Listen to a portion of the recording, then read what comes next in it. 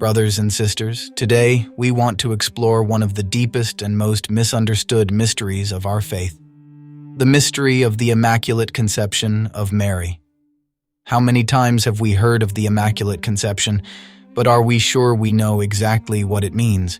Or like many, are we misunderstanding its real significance? Stay with us, because on this journey we will find answers that will lead us to a deeper understanding of the mystery of the Immaculate Conception. Answers that will surprise us and help us see that this is not just a story from the past, but an invitation to live a life transformed by grace. Saint Catherine of Siena, a great mystic and doctor of the Church, said, "God chose Mary as the perfect garden where the Word was incarnated, preserving her from all sin for the glory of the Son and the good of humanity." These words help us understand the depth of the mystery of the Immaculate Conception. Mary was chosen and prepared as the purest of all creatures. First of all, it is essential to understand that the dogma of the Immaculate Conception does not concern Jesus, but Mary herself. It is the declaration that Mary was conceived without original sin. But why did God choose to do this? The answer is simple and extraordinary at the same time.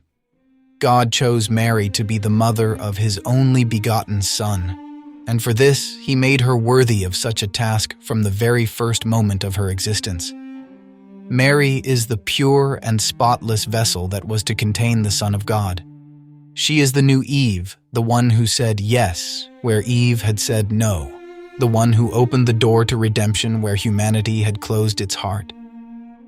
The dogma of the Immaculate Conception was officially proclaimed by the Catholic Church only in 1854, with the bull Ineffabilis Deus by Pope Pius IX.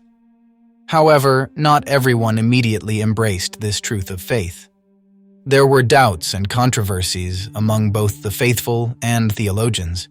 Many wondered how such grace could be possible for a human creature. But then, just 4 years after the proclamation of the dogma, something extraordinary happened. This mystery, explained by the theologians of the Church, was confirmed by the Virgin Mary herself when she appeared in 1858 in Lourdes, France.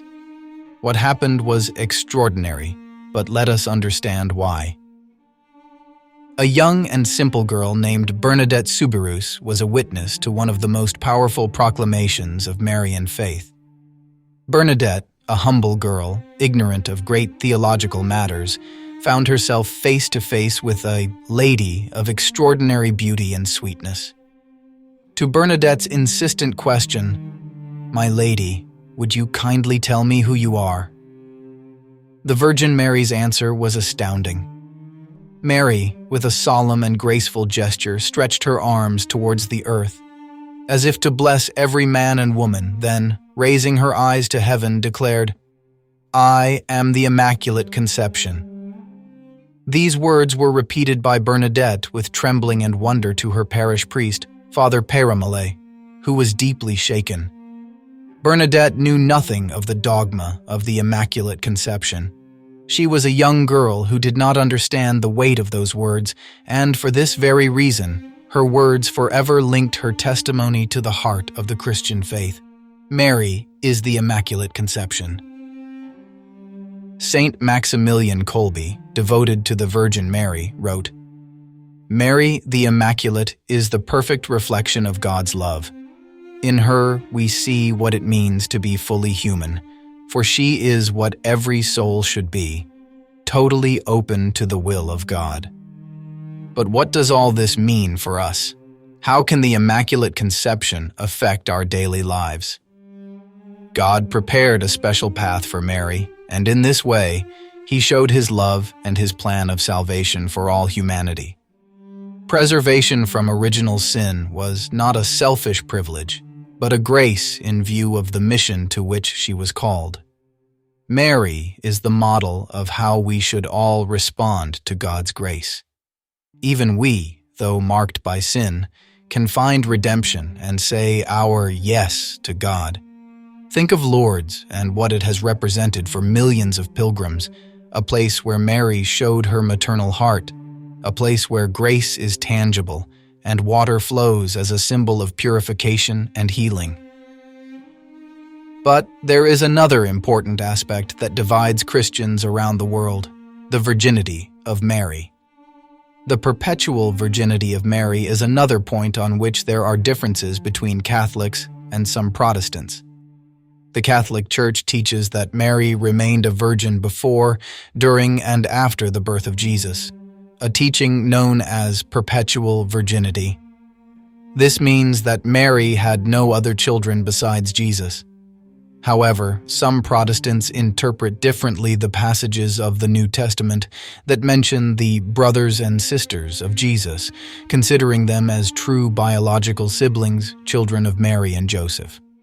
This difference in interpretation leads many Protestants not to accept the perpetual virginity of Mary. Brothers and sisters, understanding the Immaculate Conception means better understanding who Mary is for us and how she guides us to Jesus. Mary is not a distant and unreachable being. She is a mother who loves us and accompanies us on our journey towards holiness.